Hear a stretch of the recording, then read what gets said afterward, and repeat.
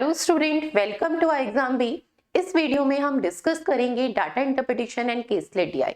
सबसे main challenge हमारे लिए एग्जाम में ये होता है कि किसी भी डीआई को हम किस अप्रोच से सॉल्व करें। ठीक है, जब भी हमारे पास एग्जाम में परसेंटेज एंड रेशो पे बेस्ड डीआई आती है तो सबसे मेन चैलेंज यही होता है कि किस वे में या किस मेथड से या किस राइट अप्रोच से हम इसे सॉल्व करें ताकि ये डीआई हमारी विद इन टाइम हो जाए। ठीक है, एंड हमें कम से कम उसमें कैलकुलेशन करनी पड़े। ठीक है, तो सबसे इंपॉर्टेंट पॉइंट आज जो हम डिस्कस करेंगे वो कॉन्सेप्ट ही डिस्कस करेंगे कि डीआई को हमें किस तरीके से सॉल्व करना चाहिए। ठीक है, जिसमें हम एक डीआई भी डिस्कस करेंगे और एक केसलेट डीआई भी डिस्कस करेंगे। और इस वीडियो के डिस्क्रिप्शन बॉक्स में आपको एक लिंक मिलेगा जहां से आप प्रैक्टिस के लिए डीआई एंड केसलेट डीआई की पीडीएफ डाउनलोड कर सकते हैं। ठीक है, एंड प्रैक्टिस कर सकते हैं। तो चलिए देखते हैं हमारी फर्स्ट डीआई जो है। ठीक है, हमारी जो फर्स्ट डीआई है उसमें टू टाइप्स के ग्राफ है। First graph is pie chart and second graph is table graph. ठीक है, दोनों टाइप के कॉन्सेप्ट इस डीआई में हमारे यूज हो रहे हैं। फर्स्ट इज परसेंटेज, ठीक है, एंड सेकंड इज रेशो। ठीक है, हमारे लिए यहाँ पर मैंने ये दोनों कॉन्सेप्ट मर्ज करके डीआई किस लिए यहाँ पर हम सॉल्व करा रही हूँ कि हमें किस तरीके से कैलकुलेशन करना चाहिए। ठीक है, कौन सा मेथड इंप्लीमेंट करना चाहिए, पहले हमें डाटा को डायरेक्ट फॉर्म में कन्वर्ट कर लेना चाहिए या क्वेश्चंस के अकॉर्डिंग हमें कन्वर्ट करना चाहिए। ठीक है, तो यहाँ बहुत छोटे छोटे पॉइंट्स बताऊंगी पर वो हमारे एग्जाम के लिए बहुत ही इंपॉर्टेंट होंगे। ठीक है, डीआई को किस राइट अप्रोच से अगर हम बात करें हमें सॉल्व करना चाहिए। मोस्टली हम क्या सोचते हैं कि डीआई बहुत टफ आई थी एग्जाम में, पर हमें उसकी राइट अप्रोच नहीं पता होती। डीआई टफ नहीं थी, ठीक है, डीआई कैलकुलेटिव भी नहीं थी, पर एक्चुअल में क्या थी कि हमें उसे इसकी राइट अप्रोच नहीं पता थी। तो चलिए यहाँ पर देखते हैं कि किस टाइप का डाटा हमें दिया है। तो फर्स्ट जो हमारे पास जो पाई चार्ट है, pie chart show the percentage distribution of bank accounts in 4 different banks. ठीक है, जो पाई चार्ट है ना उसमें जो डाटा दिया है वो 4 डिफरेंट बैंक्स का है, ए बी सी डी। ठीक है, जिसमें नंबर ऑफ अकाउंट्स, ठीक है, जो जिस अकॉर्डिंग नंबर ऑफ अकाउंट्स हैं उनका डिस्ट्रीब्यूशन हमें परसेंटेज के टर्म्स में दिया है, यानी डायरेक्ट फॉर्म में नहीं है। अगर मुझे ये कहा जाता कि बैंक ए जो है, ठीक है, उसमें टोटल नंबर ऑफ अकाउंट 4000 या 5000 तो वो एक डायरेक्ट फॉर्म थी। यहाँ पर हमें total number of accounts given है कितने, तो total number of bank accounts in these 4 banks, in 4 banks में जो टोटल नंबर ऑफ अकाउंट्स हैं वो कितने हैं, 3200। ठीक है, total number of accounts given है एंड उनका डिस्ट्रीब्यूशन इन 4 बैंक्स में हमें परसेंटेज की टर्म्स में दिया है। तो क्लियर विजिबल है कि ये डाटा हमें किसमें है, डायरेक्ट फॉर्म में ना देके इनडायरेक्ट फॉर्म में परसेंटेज की टर्म्स में दिया है। अगर हमें इनका डाटा फाइंड करना है तो यानी अगर बैंक ए में total number of account find करने तो टोटल का 35%। ठीक है, चलिए सेकंड देखते हैं। तो सेकंड डाटा किस टाइप का दिया है, तो इन बैंक्स में 2 टाइप्स के अकाउंट है। ठीक है, जो टेबल शो कर रही है वो किसको कर रही है, the number of 2 types of account, saving and current. ठीक है, यानी टोटल अकाउंट्स किसका कॉम्बिनेशन है, सेविंग अकाउंट्स का एंड करंट अकाउंट्स का। ठीक है, रेशियो हमें दिया है, ratio of the account saving account and current account is, bank A में जो रेशियो है 7:3 है, बैंक बी में जो रेशियो है 7:9, सी में जो रेशियो है 5:7 एंड डी में जो रेशियो है 2:3। ठीक है, तो savings account and current account का इन डिफरेंट 4 बैंक्स में, ठीक है, जो रेशियो दिया है हमें, यानी savings and current account total accounts में से कितने हैं तो वो रेशियो की टर्म्स में। तो यानी ये डाटा भी हमारे पास किसमें है, इनडायरेक्ट फॉर्म में।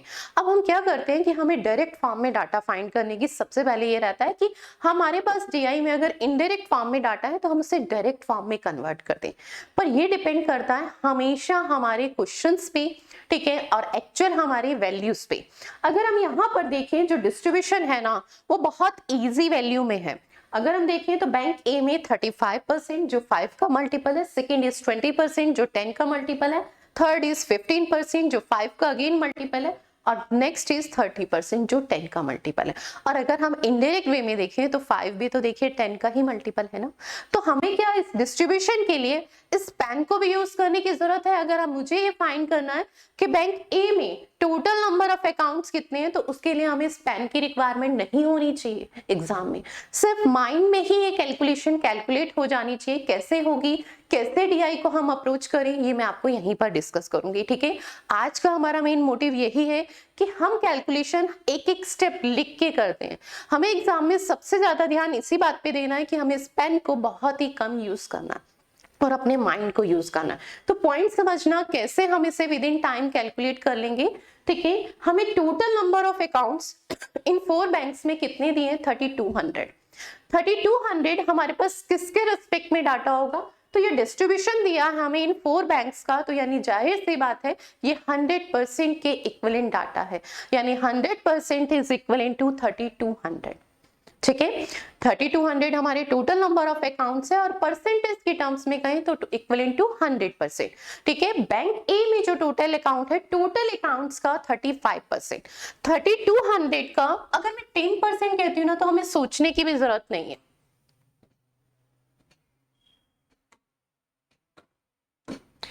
$3200 का अगर मैं 10% कहती हूँ ना, हमें फाइंड करना है, तो हमें क्या करना है, सिर्फ एक जीरो रिमूव करनी है, 320। ठीक है, 3200 का 10% इज 320। और अगर मैं कहूं कि 5% कितना होगा, ठीक है, 10% इज 320, तो ये अंडरस्टूड है 5% कितना होगा, जस्ट हाफ, यानी 160। ये बात क्लियर है, 10% इज 320, तो 5% इज 160। अब पॉइंट समझना, हमारे पास फर्स्ट वैल्यू क्या है, अगर हम कहें बैंक ए में total number of account is 35%। 35% 5 का मल्टीपल है, 10 का, 5 का, कितने टाइम मल्टीपल है, तो पॉइंट समझना कितने टाइम मल्टीपल है, 7 टाइम्स। ठीक है, 5 7 जा 35 होता है, तो जाहिर सी बात है इसके 5% की वैल्यू कितनी है, 16। 16 7 जा कितना होता है हमारे पास, तो कितना होता है, 112। तो यानी बैंक ए में टोटल नंबर ऑफ अकाउंट्स कितने हैं, 1120। और ये माइंड में ही कैलकुलेट हो जाना चाहिए। 10% इज 320, 5% इज 160। 160 5% का 35 से क्या रिलेशन है, तो क्या रिलेशन है, 7 टाइम्स। ठीक है, तो 16 7 जा कितना होता है, 112, डायरेक्टली 1120। Next is 20%। 10% इज, ठीक है, तो 10% इज 320, तो 20% इज 640। डायरेक्टली वैल्यू लिख रही हूं, कहीं पर मैंने ये नहीं लिखा 3200 इंटू में 20 अपॉन में 100 देन कैलकुलेट करके 640, नो, ऐसी वैल्यू आपको एग्जाम में कभी भी नहीं लिखनी है। Next is 15%। 5% is equivalent to 160, 15% 5 का 3 मल्टीपल, तो 160 की भी किससे मल्टीप्लाई करेंगे, 3 से। 160 की 3 से मल्टीप्लाई तो 480। तो इन बैंक सी में total number of account is 480, bank B में 640, and next value is bank D में 30%। 10% is equivalent to 320, 30% is equivalent to 3 times of 320। ठीक है, तो 960। क्लियर है, तो ये हमारे पास क्या है, इन बैंक में जो नंबर ऑफ अकाउंट्स का डिस्ट्रीब्यूशन था हमने डायरेक्ट फॉर्म में कन्वर्ट कर लिया। ठीक है, ये पॉइंट मैं आपको इनिशियल बता रही हूं, पर हम अगर ऐसी वैल्यू होती है तो डायरेक्टली ऐसी वैल्यूज को हम क्वेश्चंस में ही कैलकुलेट करें, वो हमारे लिए ज्यादा इजी होता है। ठीक है, माइंड में वहीं पर क्लियर हो जाना चाहिए।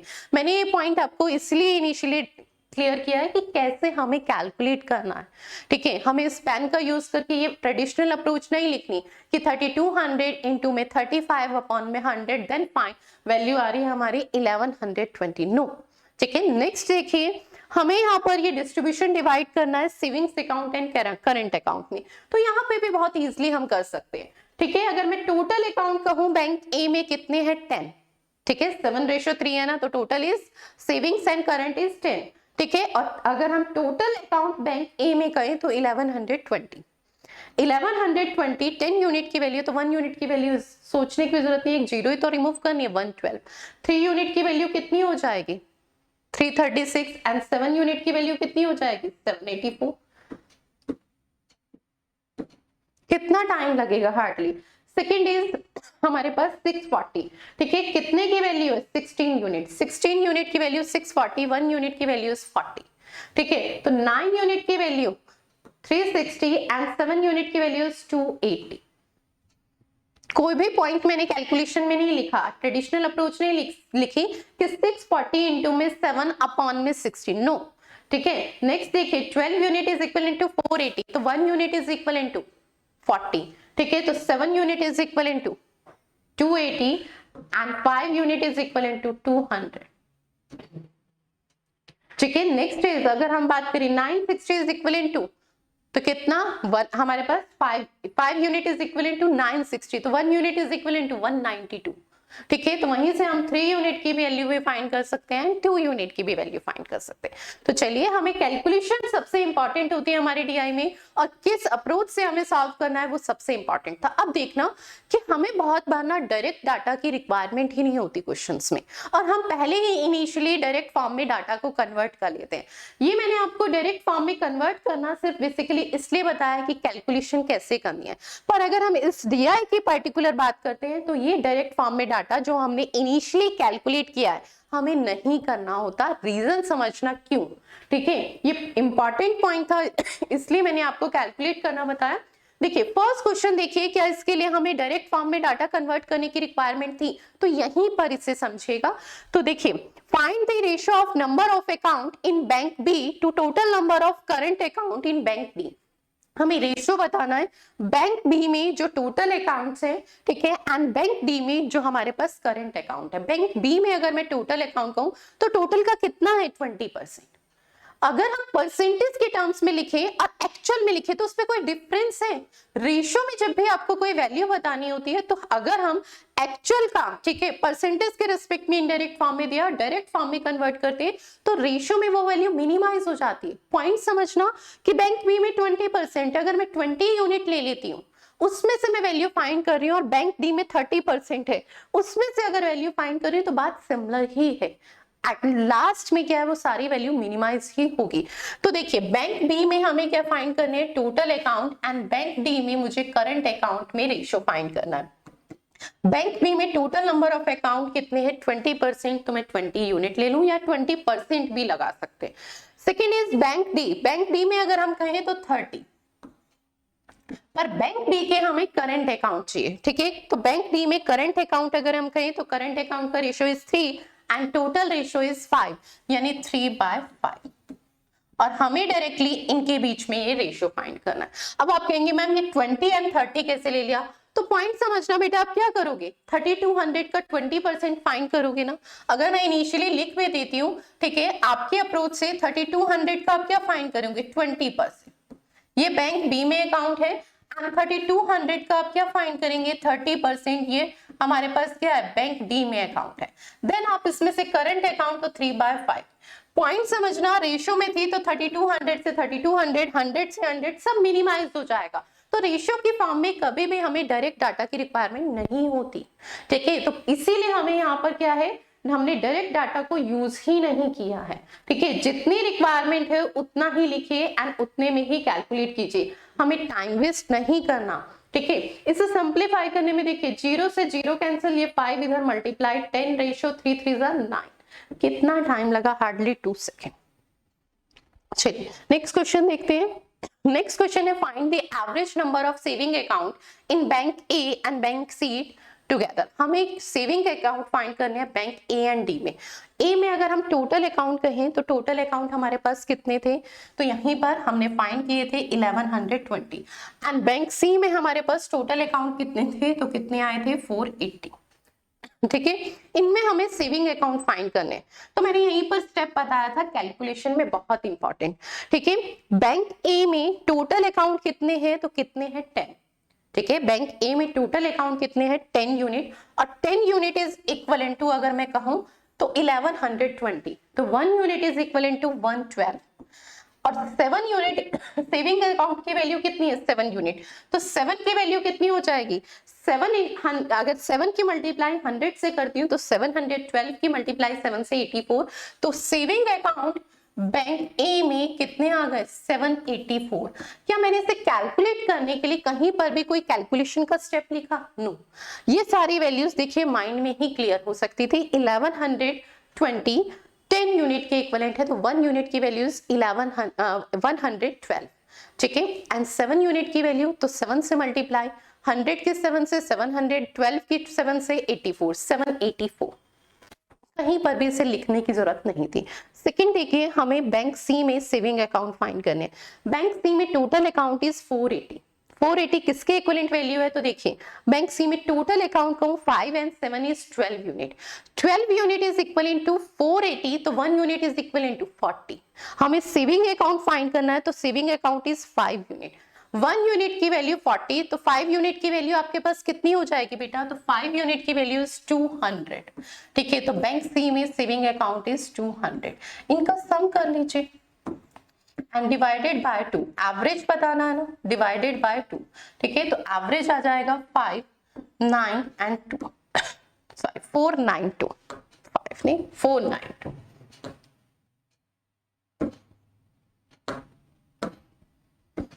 492। ठीक है, चलिए नेक्स्ट क्वेश्चन देखते हैं। तो नेक्स्ट क्वेश्चन है the number of current account in bank E is 25% more than that in bank B. Bank B में जो अकाउंट है ना, बैंक ई में, ठीक है, करंट अकाउंट जो है उससे 25% मोर है। बैंक बी में टोटल अकाउंट अभी हमने फाइंड किए थे कितना, 640। ठीक है, इससे 25% मोर, 25% की फ्रैक्शन इज 1/4। 640 का 1/4 पहले तो लिखकर कैलकुलेट करने की जरूरत नहीं है। ठीक है, 640 को 4 से डिवाइड करती हूँ तो 160 आता है, यानी 160 एक्स्ट्रा अकाउंट है बैंक ई में करंट अकाउंट। तो बैंक ई में अगर मैं कहूँ करंट अकाउंट की वैल्यू कितनी है, 640 प्लस 160 इज 800। ठीक है, 680 प्लस में इसका 1/4 कितना, 160, अगर ऐड कर दें तो कितना, 800। ठीक है, नेक्स्ट लाइन क्या कही गई है, if the total number of accounts in bank E is 1200। Bank E में टोटल अकाउंट्स कितने हैं, 1200। तो हमें ये बताना है कि बैंक ई में सेविंग अकाउंट कितने हैं। ठीक है, then find the number of saving account open in bank E. तो बैंक ई में सेविंग अकाउंट कितने हैं, तो वो कितने होंगे, 1200 माइनस 800 इज 400। और ये कैलकुलेशन 1200 माइनस 800 भी माइंड में ही हो जाती है, तो कितना आएगा, 400। कितना पेन यूज किया। ठीक है, तो ये सबसे इंपॉर्टेंट पॉइंट है। नेक्स्ट लाइन है, देखिए नेक्स्ट क्वेश्चन है हमारा, find the difference between total number of bank account in bank A and bank B together and the number of current account in bank B. सबसे पहले हमें bank A and bank B में total account की बात करें तो 1120 and 640।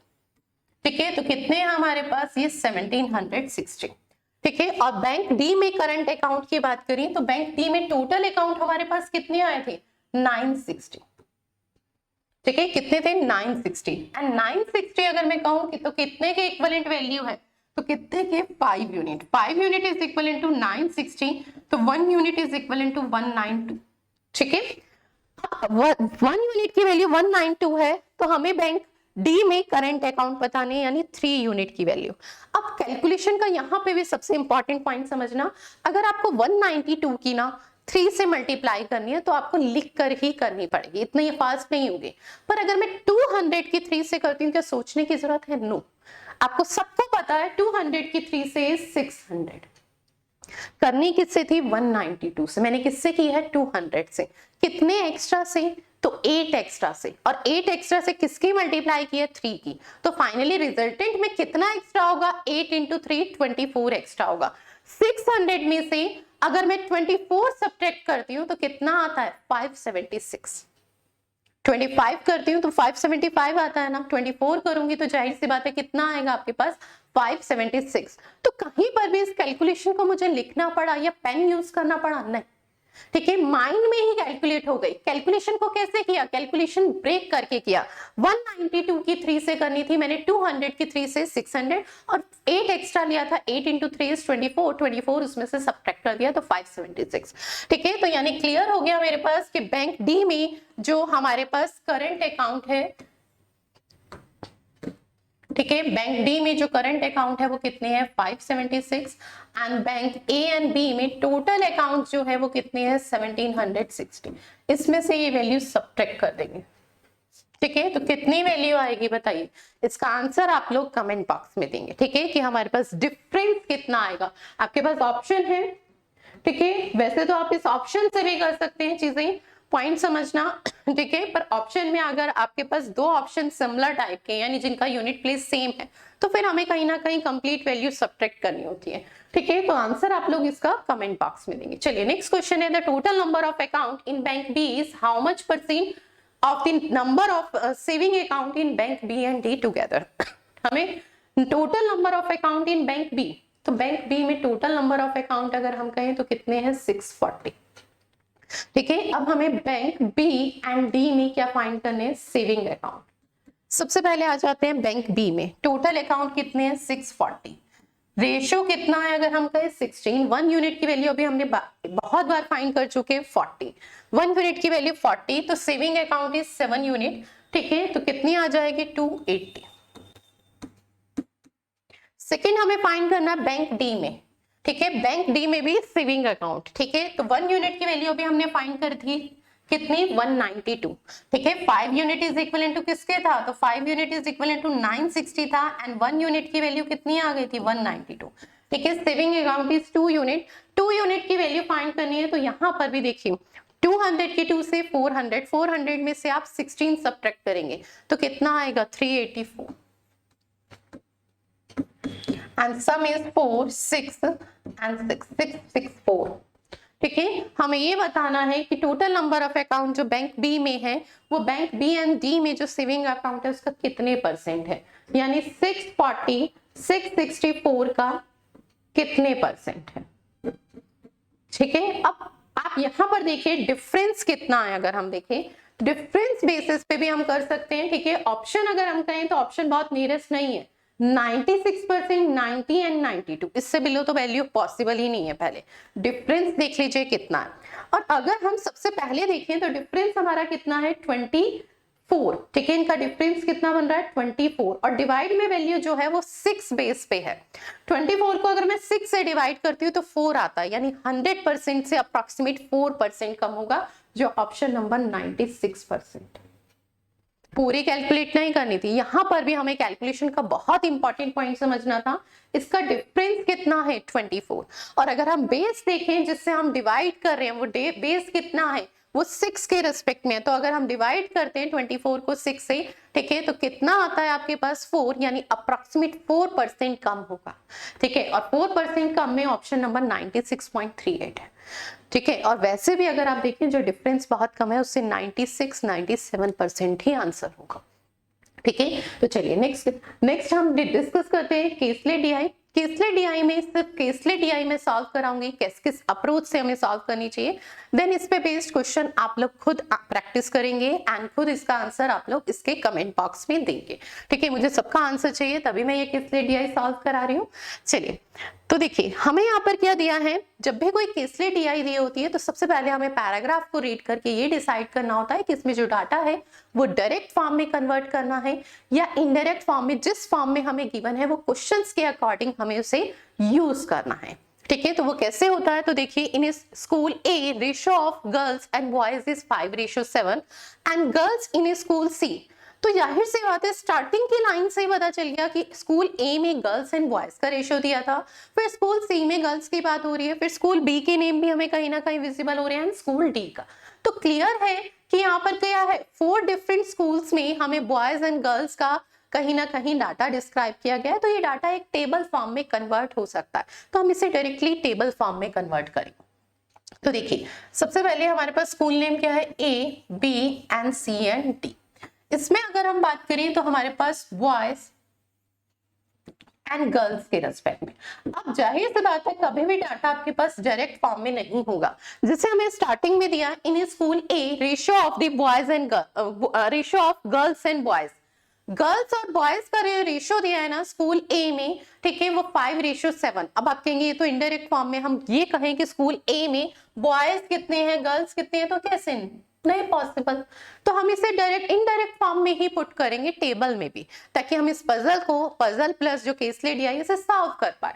तो हमारे पास गर्ल्स कितनी है 5 एंड बॉयज इज 7, तो हम गर्ल्स का रेशियो इज 5x, ठीक है, एंड बॉयज का ratio is 7x। Next line है girls in A school C is 370 more than the boys in school A, school A में जो बॉयज है ना उससे 370 मोर क्या है स्कूल सी में गर्ल्स है, ठीक है, तो स्कूल सी में गर्ल्स देखिए यहां पर है, ये कितनी है बॉयज जो स्कूल ए में है 7x, उनसे 375 प्लस, ठीक है, 7x प्लस में 375, ठीक है। नेक्स्ट लाइन हमें क्या कही है in school B boys and girls are equal, school B में बॉयज और गर्ल्स जो है ना वो इक्वल है। नेक्स्ट लाइन क्या कही है boys in A school D is 125 more than the double the girls in school A, school A में जो गर्ल्स है ना वो कितनी है 5x, इसका डबल करेंगे तो कितना हो जाएगा 10x प्लस 125 करेंगे तो हमारे पास कितनी वैल्यू आज किसकी वैल्यू आ जाएगी, स्कूल डी में बॉयज की वैल्यू आ जाएगी। नेक्स्ट हमें क्या दिया है, girls in school D, school D में गर्ल्स की वैल्यू कितनी दी है 1275 एंड नेक्स्ट लाइन है boys and girls ratio in school D, school D में बॉयज एंड गर्ल्स का रेशो तो वो कितना है 11:50। अब पॉइंट समझना, 15 यूनिट की वैल्यू हमें ऑलरेडी गिवन है 1275, तो 1 यूनिट की वैल्यू हम यहाँ से फाइंड कर लेंगे डिवाइडेड बाय 15, ठीक है। 15 8 जा 120, ठीक है, देन 7 रिमेनिंग रह जाएगा तो कितना 75 5 टाइम्स, यानी 1 यूनिट किसके इक्विवेलेंट आ गया, तो 1 यूनिट हमारे पास इक्विवेलेंट आ गया 85 के। 1 यूनिट 85 के इक्विवेलेंट है तो यहां से हम 11 यूनिट की वैल्यू फाइंड कर लेंगे, ठीक है। तो कितना आ जाएगा 11 5 जा 55, 11 8 जा 88 प्लस 5 इज 93, 935 और 935 अब किसके इक्विवेलेंट है, तो 10x प्लस 125 के इक्विवेलेंट है। तो यहां से हम x की वैल्यू फाइंड कर सकते हैं, 935 के इक्विवेलेंट है तो ये सब्ट्रैक्ट करेंगे तो ये वैल्यू कितनी आ जाएगी हमारे पास 8 10, ठीक है। 10x इक्वल में 10x इक्वल में 8 10 तो x की वैल्यू इज 81, ठीक है। x की वैल्यू कितनी आ गई 81, 81 हमारे पास x की वैल्यू आ गई तो यहां से हम 5x एंड 7x और सारी वैल्यूज फाइंड कर सकते हैं। तो यहाँ पहले पुट कर देते हैं, ठीक है। तो हमारे पास इसकी वैल्यू कितनी आ जाएगी 80 इंटू 5 करती हूँ तो 405, यानी गर्ल्स हमारे पास ये कितनी आ गई 405, ठीक है। 8 7 जा 56, 56 एंड 567, 7 से हो गई ना, ठीक है। नेक्स्ट अगर हम कहें तो यहां पर भी 567 एंड प्लस में 375, तो ये हमारे पास क्या आ गई है, स्कूल सी में गर्ल्स आ गई, ठीक है।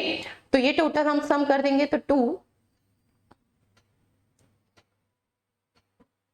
942, ठीक है।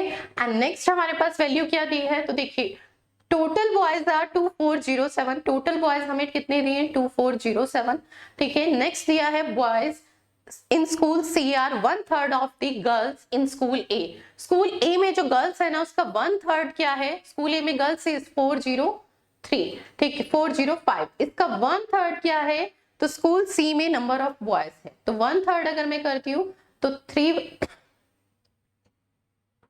135, तो ये हमारे पास कितने आ गए 135। अब बॉयज हमें स्कूल बी में फाइंड करने हैं तो टोटल इज 2407, यहां से हम इसमें से सब्ट्रैक्ट करेंगे तो हमारे पास स्कूल बी के बॉयज आ जाएंगे और बॉयज और गर्ल्स इक्वल है तो सारी वैल्यूज हमारे पास यहां से फाइंड हो जाएगी, ठीक है। तो जाहिर सी बात अब स्कूल बी के बॉयज आप लोग खुद फाइंड करेंगे, ठीक है, और फिर इसके बेस पे जो क्वेश्चंस हैं वो आप लोग खुद सॉल्व करेंगे और इसका आंसर आप लोग मुझे कमेंट बॉक्स में देंगे, ठीक है। मैंने पूरी कंप्लीट केस स्टडी सॉल्व कर दिए, आपको टोटल नंबर ऑफ बॉयज दिए 2407, जिसमें से स्कूल डी के आपके पास 935, स्कूल सी के आपके पास 135 एंड स्कूल ए में अगर हम बॉयज कहें तो 567, ठीक है। इनका सम करेंगे तो टोटल में से सब्ट्रैक्ट कर देंगे तो स्कूल बी के बॉयज आ जाएंगे और स्कूल बी में जो बॉयज और गर्ल्स है ना वो सेम है तो यहाँ से हमारे पास स्कूल बी की गर्ल्स आ जाएगी। तो टेबल में टोटल डाटा हमारे पास हो जाएगा फाइन, ठीक है। अब इसके बेस पे क्वेश्चंस देखिए तो फर्स्ट क्वेश्चन हमारा क्या है, 20% of the girls school D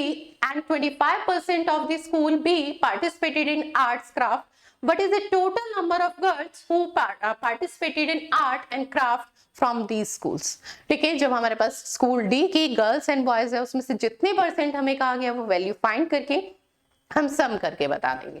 तो चलिए नेक्स्ट क्वेश्चन देखते हैं, इसका आंसर आप लोग कमेंट बॉक्स में देंगे। नेक्स्ट है what is the average number of boys in all these schools together, हमें एवरेज फाइंड करना है तो टोटल तो दिया ही था, सिर्फ डिवाइडेड बाय क्या करना है 4। चलिए नेक्स्ट बात करते हैं, out of the total number of students participated from school A in 3 activities dancing, singing and drawing, ठीक है, are the ratio 4:5:3, find the total number of students who participated in singing। हमें यहाँ पर 3 different type के उसमें participate का बताया गया है, ठीक है, एक्टिविटीज हैं फिर उसमें से हमसे ये पूछा गया, हमें ये बताना है जो जिन्होंने सिंगिंग में पार्टिसिपेट किया है वो कितने हैं। ठीक है, तो इस क्वेश्चन का आंसर भी आप लोग खुद फाइंड करेंगे एंड कमेंट बॉक्स में आंसर देंगे। चलिए नेक्स्ट क्वेश्चन देखिए, what is the difference between number of girls from school B and D together and the number of boys? Simple है, सिर्फ डिफरेंस बताना है हमें। ठीक है, स्कूल बी एंड डी में जो गर्ल्स हैं, स्कूल ए एंड सी में जो बॉयज हैं। नेक्स्ट लाइन है 1/6 out of the total girls and 20% of the out of the total boys has left from the school C। ठीक है, what is the total number of students who are the still studying in school C? हमें यहाँ पर school सी के respect में data दिया है कि इतने % गर्ल्स और इतने % बॉय ने, ठीक है, इस बॉयज ने स्कूल को क्या है छोड़ दिया है, तो कितने अब उसमें स्टडी कर रहे हैं। ठीक है, तो रिमेनिंग क्या है, रिमेनिंग डाटा फाइंड करेंगे एंड सम करेंगे और आंसर आ जाएगा। ठीक है, चलिए थैंक यू सो मच, मिलते हैं नेक्स्ट। इसी सीरीज में मैं एक केसले डीआई और एक डीआई एंड नंबर सीरीज के कुछ क्वेश्चन प्रैक्टिस के लिए लेके आऊंगी। ठीक है, इस वीडियो के डिस्क्रिप्शन बॉक्स में आपको एक लिंक मिलेगा जहां से आप एक और डीआई एंड केसले डीआई प्रैक्टिस कर सकते हैं।